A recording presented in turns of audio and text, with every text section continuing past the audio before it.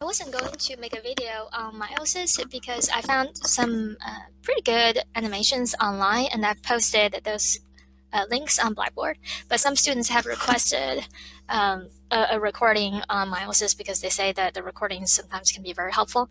So I'm going to focus on sexual reproduction and meiosis in this lecture recording. So sexual reproduction, specifically meiosis and fertilization. You already know what fertilization is. And in here, meiosis produces gametes. If you remember, that's sperm and egg, right? So the gametes will go through fertilization, and that will produce a new cell called zygote, and zygote develops into embryo and eventually a baby. So sexual reproduction introduces, this is pretty important, introduces variation into the offspring. And why is it important? Because this accounts for the evolutionary success of those organisms. Why is that? Now, we know that mitosis is pretty much just cloning the parent cell, right? So the daughter cells, the new cells, at the end of mitosis are exactly the same as the parent cell. So, sorry, I don't have too much space here. So the daughter cells are identical to the parent cell. So we can call them, clones of the parent cell. Now, this is okay if there's nothing changing in the environment, right? So if the parent cells or the parent organisms can survive and reproduce and make offspring, that means they're pretty successful. But there is a challenge. If you think about it, everything in the environment constantly changes, right? So whether it's abiotic factors, abiotic components like a temperature, humidity, the amount of water in the environment, those things change all the time. And also the biotic components, like the organisms that you interact with, like your predators or your prey, they change all the time too. So if the environment is changing, then in order to adapt to it, that means you have to have some variations in the offspring, right? Because you don't know that maybe by chance one of these variations will produce some favorable traits that make you more successful surviving and reproducing in the environment. All right. For some reason, my pen is not working. Okay, got it to work. So we talk about the significance of meiosis and having variations in the offspring. For meiosis, remember this, that the starting nucleus is always diploid. And then at the end of the meiosis process, the new cells are going to be haploid. Okay? So for humans, we have different cells that will make either sperm cells or eggs. So the one that makes sperm cells is called spermatogonia. Spermatogonia. So spermatogonia is diploid.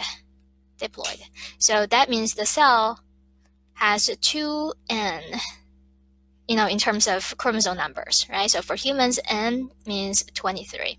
So that means you have 2 copies for each chromosome, one from the mother, one from the father. Now, the spermatogonia is going to undergo meiosis, and it's going to make sperm cells. Okay, so sperm is, it's haploid.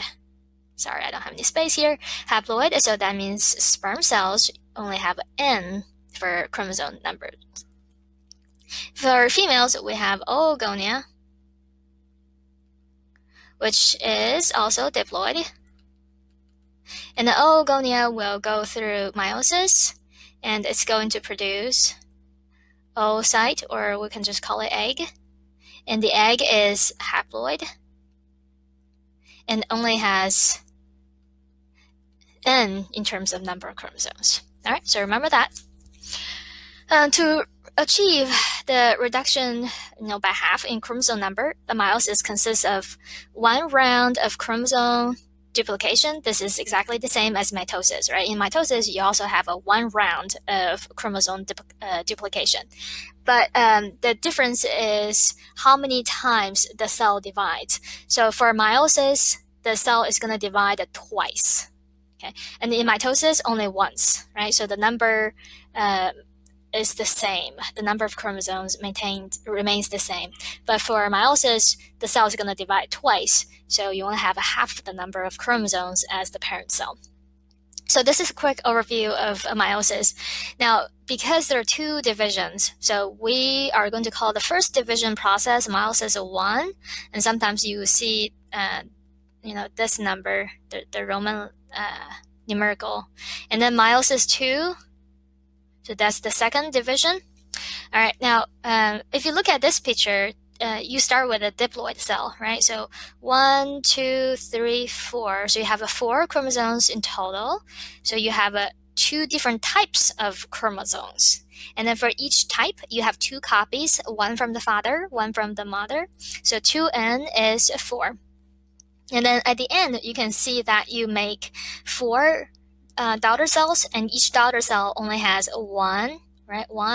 2 chromosomes. So n is 2. So this is half the number of the chromosomes in parent cell. Okay. Now I just want to mention this real quick because this picture is pretty good. So in meiosis 1, what you are separating is homologous chromosomes. Homologous chromosomes. This is where you are going to split in meiosis 1. So if you don't remember what homologous chromosomes are, please do a search and figure out, because we did talk about this in the class. Remember, I asked you to count your fingers and then to look at your hands. So if you look at both hands together, that represents diploid, and then the 2 thumbs together, they are homologous chromosomes, and 2 index fingers, they're homologous chromosomes. Okay. So again, homologous chromosomes, same number of chromosomes, but different versions. One from the mother, one from the father. Okay, so let's say blue is from father, red is from mother. Now, in meiosis 1, we'll talk about details in the next few slides. Eventually, you are going to have these homologous chromosomes pair up. See, they pair up. All right. And then they are going to line up near around the metaphase plate. Okay, so this is the metaphase plate, and you can see the homologous chromosomes line up on both sides of the metaphase plate. And then at the end of meiosis 1, you are going to separate the pairs of homologous chromosomes. So that means that these 2 will be separated, and these 2 will be also split. Okay, and then at the end of meiosis 1, you end up with, right, if you separate it this way, a big red and a small blue, and then when you look at down here, you have a big blue and a small red. So remember this is very important. In meiosis 1, you are splitting the homologous chromosomes. Okay, all right, now this is what you have in meiosis 2, and from here to the end, this is pretty much the same as mitosis. So this is what you are more familiar with. Okay, so remember what happens in mitosis?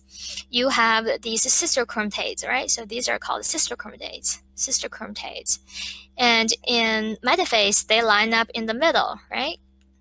And then in the next stage, anaphase, these 2 sister chromatids are split, and then they end up in 2 new cells. So these used to be 2 sister chromatids, and these used to be 2 sister chromatids.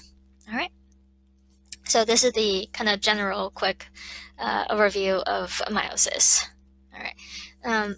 I have a few pictures here, so you can find whichever one that works for you. So this picture is very similar. I like this picture because it has a different number of chromosomes. So I'm going to ask you to tell me how many chromosomes do you see in the parent cell? So let's count. 1, 2, 3, 4, 5, 6, right? So that's a 6 total. And that's a diploid cell. So 2n is 6. So that means n is 3. So you have 3 different types of chromosomes, and each one has 2 copies from the 2 parents. All right. Now in metaphase 1, the 3 pairs of homologous chromosomes are going to line up, right? So you can see this is one pair, this is one pair, this is another pair. How do you know? Because they have similar shapes, they have similar sizes, right?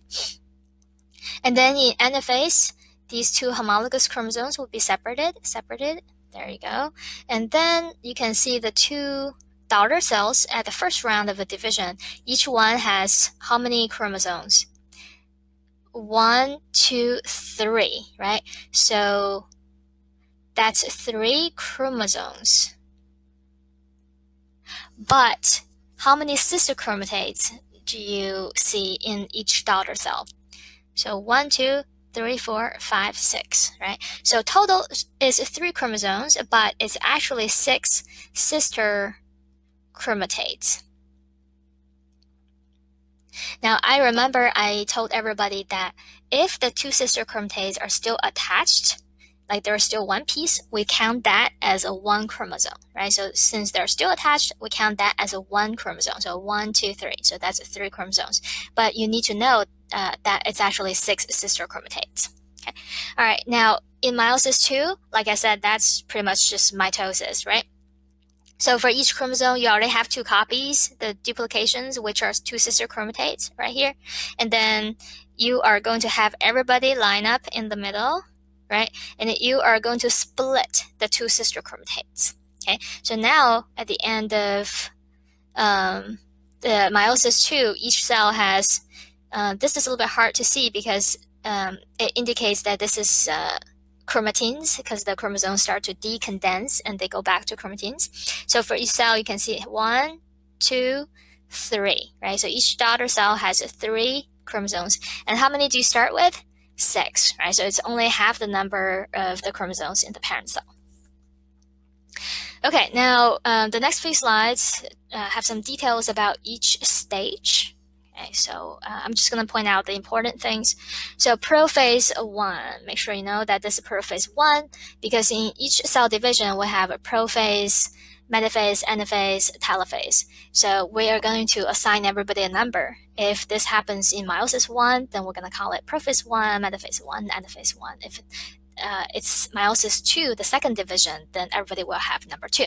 Okay, so in prophase 1, homologous chromosomes come together to form a synapse. So the synapse really just means the homologous chromosomes pair up.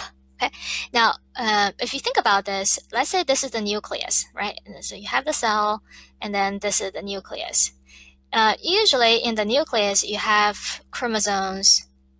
Now they have already replicated at the end of interphase, right? So I'm going to draw the X. Usually they just kind of, randomly just kind of floating in the nucleus, right? But in prophase 1, the homologous chromosomes will come together, okay? So there we go. These 2 are homologous chromosomes, so they will come to each other. This is another pair, and this is another pair. Okay, so this is what happens in prophase 1. And these chromosomes are bound tightly together and in perfect alignment. So this is what you see, right? So they're aligned almost perfectly. Okay. A couple of terms. Don't forget, this is centromere. It's almost like you try to kind of pinch the chromosomes, the 2 sister chromatids. They have like a very narrowed part. So this is centromere.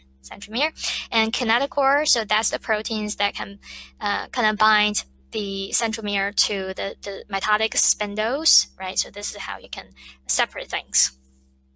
All right, and then we already talked about that these are 2 sister chromatids, the 2 red ones, and then the 2 blue ones, those are another pair of sister chromatids. Okay.